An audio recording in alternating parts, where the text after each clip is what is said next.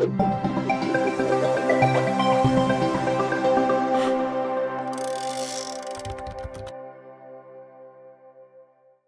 Sobat Orien, kembali lagi di YouTube channel Orien Teknik. Perkenalkan, nama saya Erwin. Di YouTube channel ini, kita akan membahas dan mereview produk-produk dan berbagi tips seputar dunia teknik. Nah, di video kali ini, kita akan membahas tipe-tipe dan jenis-jenis kompresor yang ada di pasaran. Nah, apa aja jenis dan tipenya yang ada di pasaran? Tonton terus videonya sampai habis ya, dan jangan lupa like and subscribe video channel kita. Oke, pertama-tama saya informasikan terlebih dahulu jenis-jenis kompresor yang ada di pasaran. Apa aja sih jenis-jenis kompresor yang ada di pasaran? Yang pertama, kompresor piston. Kedua, kompresor skru, dan kompresor sentrifugal. Jenis-jenis kompresor tersebut dibedakan dari sistem cara kerja kompresornya untuk menghasilkan udara bertekanan serta pemilihan yang tepat untuk Sobat Orien. Di video kali ini saya akan membahas kompresor jenis piston terlebih dahulu.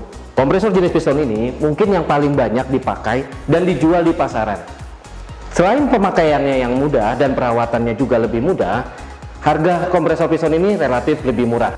Nah, bagaimana sih sistem kerja dari kompresor piston?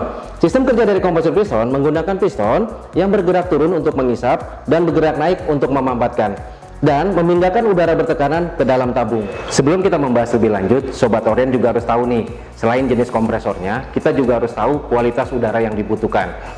Seperti kompresor oil free atau bebas oli, dan kompresor dengan pelumasan oli. Kompresor oil free ini didesain khusus untuk menghasilkan udara tanpa kandungan oli di dalamnya. Jadi, udara yang dihasilkan dari kompresor oil free ini tidak terkontaminasi dengan oli pelumas. Kompresor oil free ini lebih cocok digunakan di bidang kesehatan, pembuatan makanan atau minuman, dan bidang lainnya yang membutuhkan udara tanpa kandungan oli di dalamnya. Nah, itulah sedikit penjelasan dari saya mengenai kompresor oil free atau kompresor tanpa oli. Sekarang kita akan membahas kompresor dengan menggunakan pelumas oli.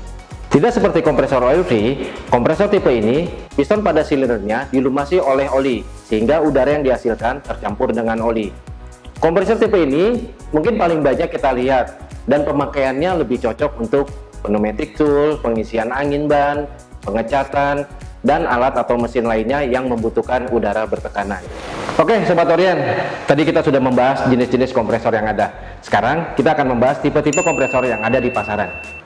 Nah, tipe-tipe kompresor yang ada itu biasanya ada dua jenis, tipe direct driven dan tipe belt driven. Nah, apa sih tipe direct driven itu dan apa tipe belt driven itu? Sebelum saya menjelaskan cara kerja dari kompresor direct driven dan belt driven, saya juga akan memperkenalkan salah satu kompresor dengan kualitas dan teknologi Jepang, yaitu Yamaha Air Compressor.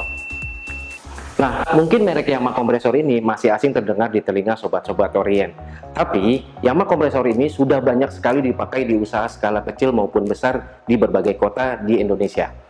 Contoh usahanya, perbengkelan mobil atau motor, pengecatan, cuci steam, pabrik skala kecil maupun besar, dan masih banyak lagi industri-industri yang memakai produk Yamaha Air Compressor ini.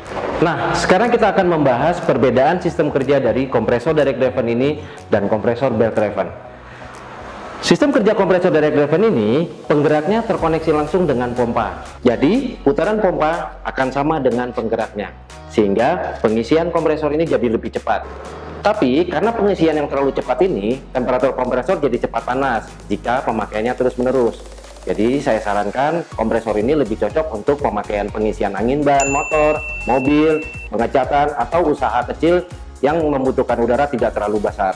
Nah, sekarang kita lanjut untuk kompresor tipe belt driven ini. Sesuai dengan namanya, kompresor ini menggunakan fan belt atau V-belt untuk sistem penghubung putaran antara pompa dan penggeraknya. Jadi, putaran pompa disesuaikan dengan kapasitasnya dengan menggunakan rasio diameter puli, penggerak, dan pompa. Kompresor belt driven ini mempunyai kapasitas dari 1/4 HP hingga 15 HP, sehingga sangat cocok sekali untuk usaha kecil maupun besar Sobat Orien. Untuk spesifikasi lengkapnya, Anda bisa lihat di website kita di www.orien.co.id.